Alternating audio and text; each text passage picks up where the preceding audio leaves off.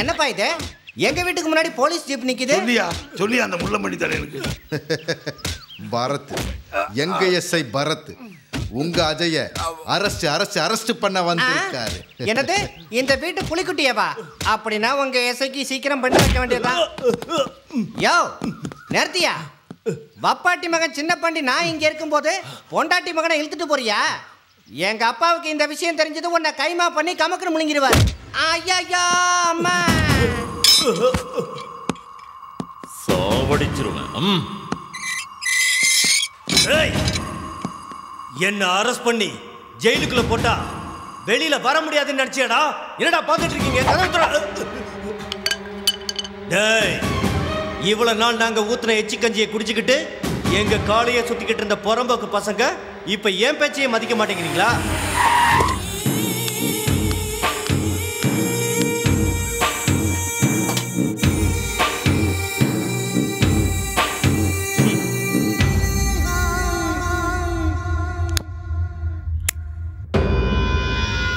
Sub inspector என் வீட்டுக்கே வந்து என் புள்ளைய அரெஸ்ட் பண்ணி உள்ள வைக்கிற அளவுக்கு உனக்கு தைரியம் வந்துருச்சா? உன் புள்ள ரேப் பண்ணி கொலை பண்ணிருக்கான்.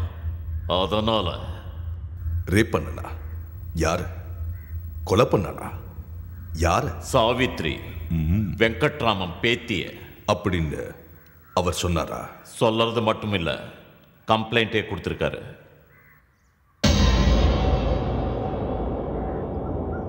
வெங்கட்ராமன் சார், உங்க கம்ப்ளைண்ட். நான் கம்ப்ளைண்ட் கொடுக்கல முத்துப்பாண்டி சார்.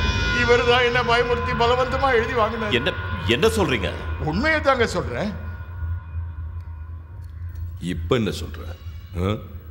ஏய், செல் ஓபன் பண்ணு.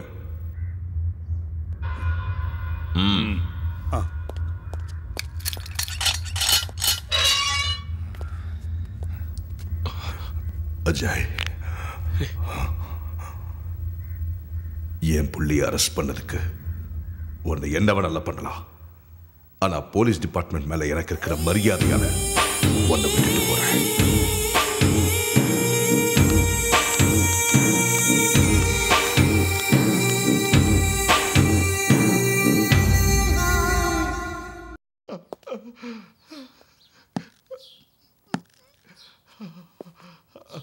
நீங்க பெரியவங்க, முக்கியமா சுதந்திர போராட்ட தியாகி வேற. நீங்களே இப்படி பண்ணலாமா? நான் அப்படி பண்ணதுக்கு உள்ளுக்குள்ள எவ்வளவு வேதனைப்படுறேன்னு எனக்கு மட்டும்தாங்க தெரியும். எனக்கு வந்து இந்த நிலைமை வேற யாருக்குமே வரக்கூடாது. அப்படி என்ன நிலைமை? கொடுத்த கம்ப்ளைண்ட வாபஸ் வாங்கலன்னா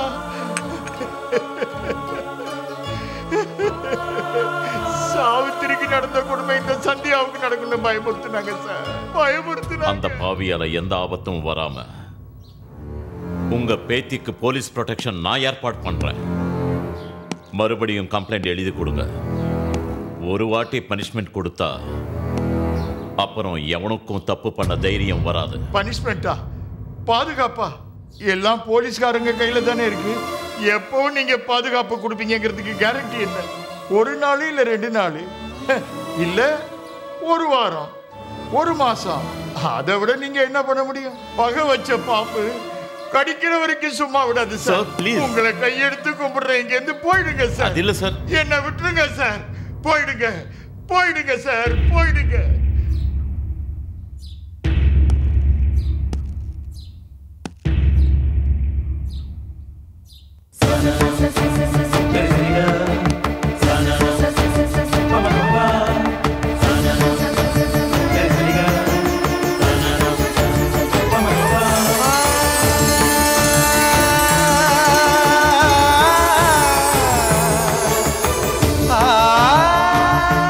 இந்த நிமிஷத்திலிருந்து சந்தியா என் வைஃப். இவளை காப்பாற்ற வேண்டியது என் பொறுப்பு. நீங்க உணர்ச்சி வசப்பட்டு முடிவெடுத்துட்டீங்கன்னு நினைக்கிறேன். ஒரு தடவை யோசிச்சு பாருங்க. உணர்ச்சி வசப்பட்டில்ல, யோசிச்சு தான் முடிவெடுத்தேன். நீங்க இந்த முடிவை யோசிச்சு எடுத்தீங்களா இல்ல உணர்ச்சிவசப்பட்டு எடுத்தீங்களான்னு நான் கேட்க விரும்பல. எனக்கு என் தாத்தா முக்கியம், உங்களுக்கு உங்க டியூட்டி முக்கியம். என் அக்கா மாதிரி எத்தனையோ பேர் உயிரை இழந்துகிட்டு இருக்காங்க. நீங்க எடுத்த இந்த முடிவால எனக்கும் இந்த ஊருக்கும் நல்லது நடந்துச்சுன்னா அது என் அதிர்ஷ்டம்.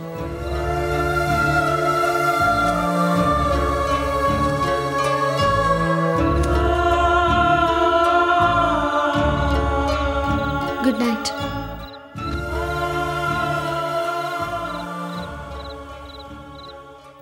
உன் மனசுல என்ன இருக்குன்னு தெரியாம அவசரப்பட்டுட்டேன். என்ன மன்னிச்சிரு. Good night.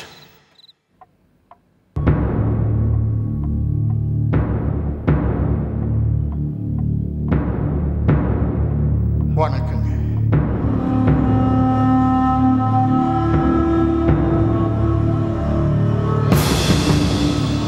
Defense lawyer, you can proceed your arguments. Thank you, Your Honor. Your Honor, Venkatraman என்கிற இவருக்கு வயதான காரணத்தினால் மனநிலை பாதிக்கப்பட்ட இவரை அரசு மருத்துவரால் பரிசோதனை செய்யப்பட்டு அவர் கொடுத்த மெடிக்கல் ரிப்போர்ட்டை கனம் கோட்டார் அவர்கள் அனுமதித்தால் அதை தங்கள் முன் சமர்ப்பிக்க அனுமதி வேண்டுகிறேன் யுவர் ஆனர். இதோ டாக்டர் கொடுத்த மெடிக்கல் ரிப்போர்ட் யுவர் ஆனர். இதை பரிசீலிக்குமாறு கேட்டுக்கொள்கிறேன். Thank you your honour.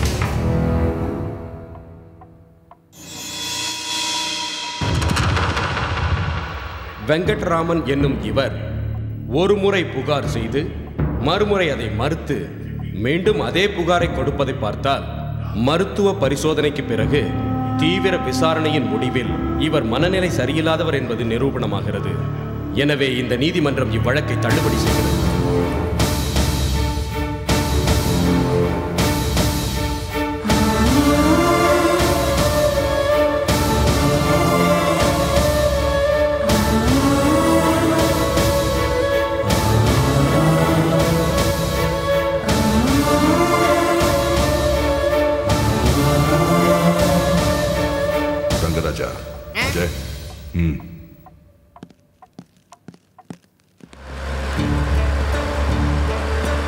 இன்ஸ்பெக்டர் தம்பி, இந்த தேசத்துக்கு சுதந்திரம் வாங்கி கொடுக்கிறதுக்காக எவ்வளவோ போராடின என்ன இந்த சமூக விரோதிகளும் கண்ணில்லாத கோர்ட்டு சேர்த்து மனநிலை சரியில்லாதவன் என்ன பைத்தியக்காரனாக்கிட்டாங்க சார், பைத்தியக்காரனாக்கிட்டாங்க. இவ்வளவு நடந்ததுக்கு அப்புறமும் எந்த மூஞ்சியை வச்சுட்டு ஊருக்கு போறது, எப்படி உயிர் வாழ்றதுன்னே தெரியல சார்.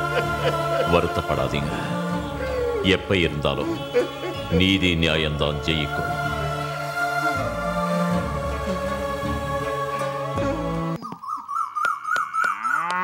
பரத், பரத். யாரு? ஹாய் சந்தியா, நீ எங்க? வா வா சொல்றேன். எவ்வளவு நாளாச்சு உன்னை பார்த்து. நீ எனக்கு ஃபோன் கூட பண்ணல. அவர் எப்படி உனக்கு தெரியும்? சென்னையில நானும் பரத்தும் ஃப்ரெண்ட்ஸ். இந்த ஊர்ல நானும் அவரை புருஷன் பொண்டாட்டி. என்ன சொல்ற சந்தியா? டவுட்டா இருந்தா இந்த தாலியை பாரு.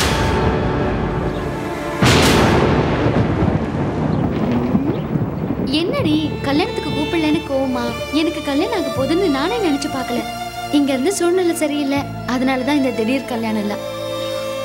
இருடி, அவருக்கு ஃபோன் பண்ணி வர சொல்றேன்.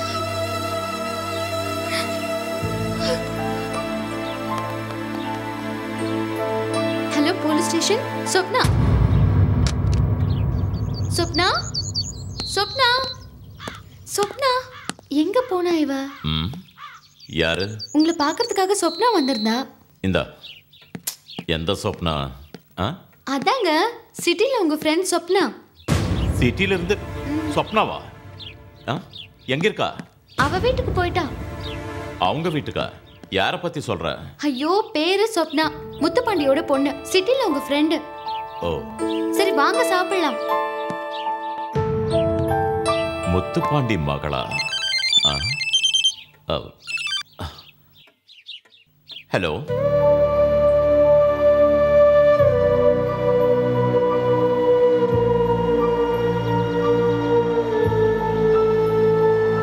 எதுக்கு இப்படி பண்ணீங்க பரத்?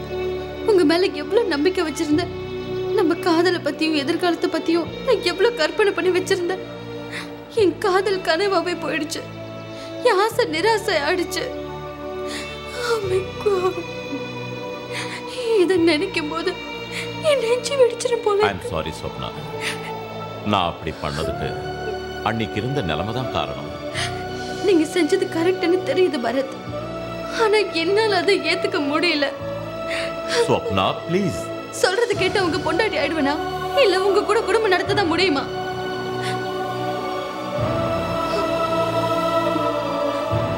உங்களால என்னோட பிரச்சனைக்கு பதில் சொல்ல முடியாதுன்னு தெரியுது. Thank you very much. Goodbye.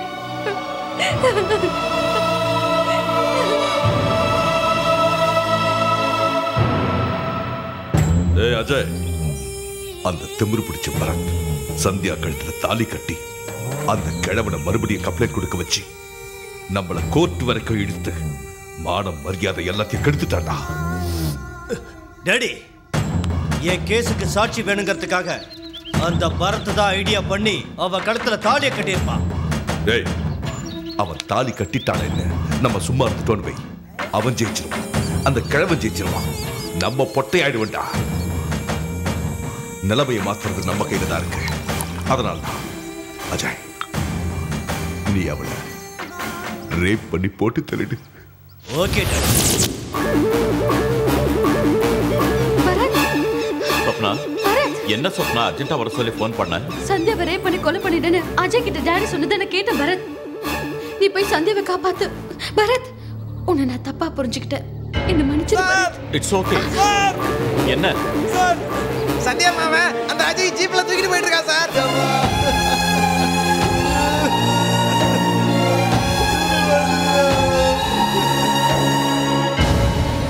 Cheers. Cheers.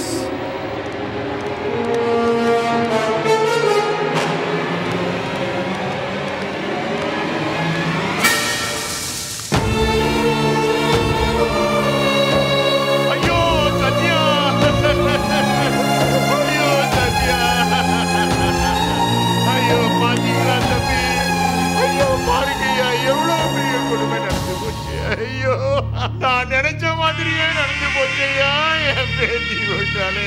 ஐயோ, பாதுகாப்பு கொடுக்குறேன்னு நீங்க சொன்ன போதே நான் தலையாட அடிச்சுக்கிட்டேனே, கேட்டீங்களா?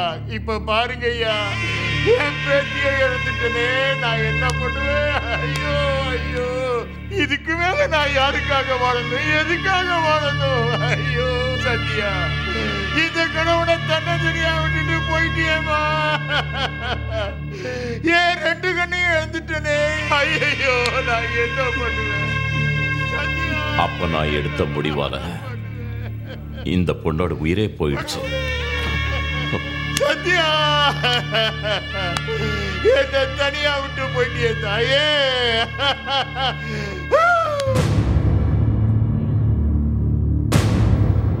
தாத்தா,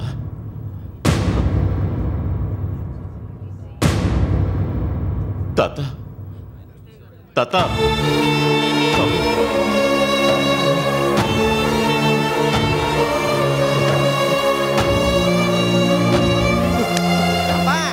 அந்த கிழமை இருக்கானே தன்னோட பேத்தி செத்து போன துக்கத்துல வாயிலையும் வயிற்றுலையும் அடிச்சுக்கிட்டு நட்டுக்கிட்டான்.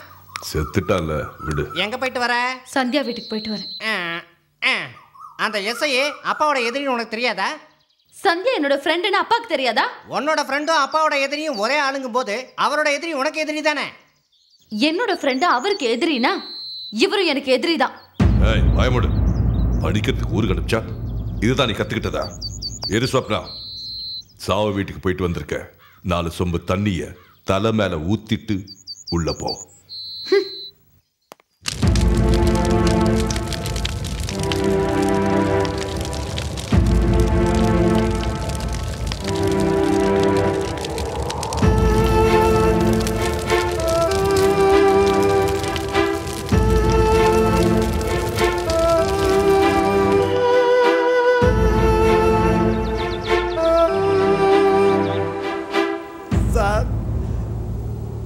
இவங்கெல்லாம் நினைக்கிற மாதிரி நான் பைத்தியக்காரன் இல்லை சார். ஆமா சார், ஆமா. அந்த முத்துப்பாண்டி எனக்கு பண்ண அநியாயத்துக்கு அவனை எதிர்த்து எதுவுமே பண்ண முடியாததுனால இந்த மாதிரி பைத்தியக்கார மாதிரி நடிச்சு வாழ்ந்துட்டு இருக்கேன் சார். நல்ல சந்தர்ப்பத்துக்காக நான் காத்துட்டு இருக்கேன் சார். அந்த முத்துப்பாண்டி எதுக்குற சக்தி உங்ககிட்ட மட்டும்தான் இருக்குன்னு தெரிஞ்சதுனாலதான் எல்லா உண்மையும் சொல்லணும்னு தோணுது சார். நான் அந்த முத்துப்பாண்டியோட பண்ணையில வேலை பார்த்துட்டு இருந்தேன் சார். அவனுக்கு நான் ரொம்ப விசுவாசமா இருந்தேன். அங்க நான் வேலை பார்த்துட்டு இருக்கும்போது எங்க சொந்தத்திலேயே ஒரு பொண்ணை உயிருக்கு உயிரா காதலிச்சேன் சார். அந்த விஷயத்தை அந்த பாவி கிட்ட சொன்னேன்.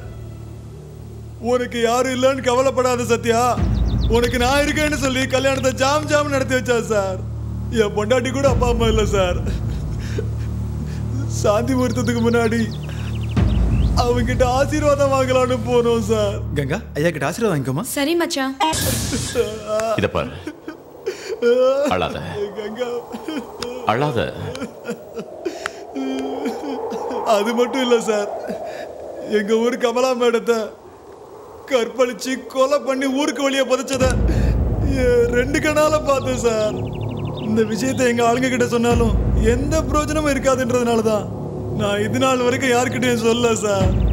அந்த பாவிங்க உங்களுக்கு கொடுத்த கஷ்டத்தையும் உங்களுக்கு பண்ண அநியாயத்தையும் பார்த்துட்டு என்னால சகிக்க முடியாம தான் இந்த உண்மையெல்லாம் சொன்னேன் சார்.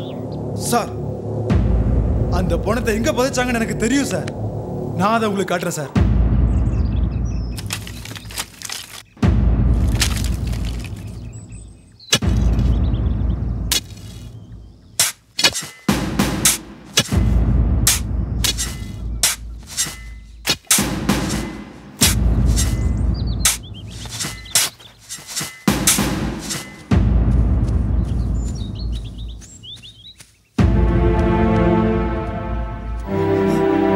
சார்,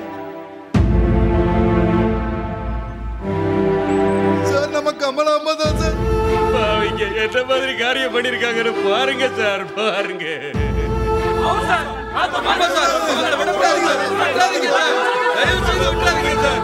இத்தனை பொண்ணுங்களை நாசம் பண்ண அந்த அஜயும் அவன் அப்பா முத்து பாண்டியையும் சும்மா விடக்கூடாது சார். நீங்க ஏதாவது செய்யணும் சார். கண்டிப்பா நீங்க ஏதாவது செய்யணும் சார். அவங்களை விடக்கூடாது சார். ஏதாவது செய்யுங்க.